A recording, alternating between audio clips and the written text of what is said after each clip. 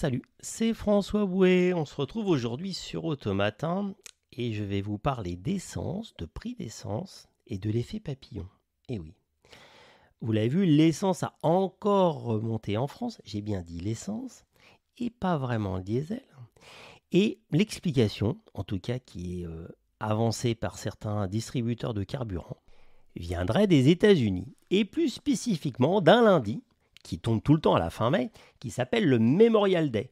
C'est prévu pour, donc c'est un congé, jour de congé officiel, où on rend hommage aux membres des forces armées américaines mortes au combat. Bon, ça c'est un détail, enfin c'est pas un détail pour eux, mais en tout cas c'est un détail dans cette histoire.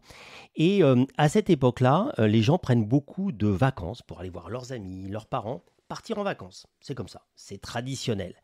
Et donc les Américains voyagent beaucoup, dans ces cas-là, en voiture. Et donc, ils consomment beaucoup d'essence. Que je vous rappelle qu'aux États-Unis, on roule à l'essence, on ne roule pas au diesel. Donc, c'est pour ça cette petite différence. Et donc, les distributeurs savent qu'il y a une très forte augmentation de la consommation. Je pense aussi, contrairement à chez nous, il n'y a pas vraiment d'entre guillemets de stock stratégique qui font tampon. Donc, ils sont obligés de stocker exceptionnellement par rapport à cette période-là.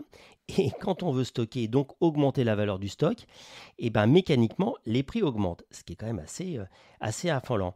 Et surtout, ce qui est vraiment affolant, c'est que les États-Unis ne sont pas un petit pays, mais de se dire que juste l'impact de ces quelques jours de vacances et de voyage de tous les Américains, mettez entre guillemets de tous les Américains, mais c'est quand même important, arrive à faire bouger de cette façon aussi phénoménale le prix de l'essence. Donc c'est aussi pour se rendre compte que les États-Unis, pour ça comme pour d'autres choses, on le retrouve aussi pour les biens alimentaires, je sors un petit peu de l'automobile, ont une très grande élasticité, c'est-à-dire que quand les prix baissent, ça baisse très vite. Quand les prix augmentent, ça augmente très vite. Ils sont très flexibles.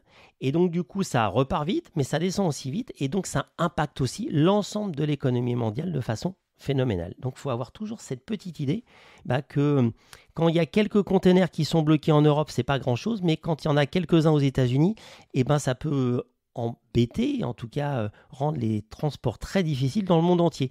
Donc, dites-vous que les États-Unis, encore et toujours, quand ça bouge chez eux, on finit toujours par le sentir chez nous. C'est toujours un bon indicateur.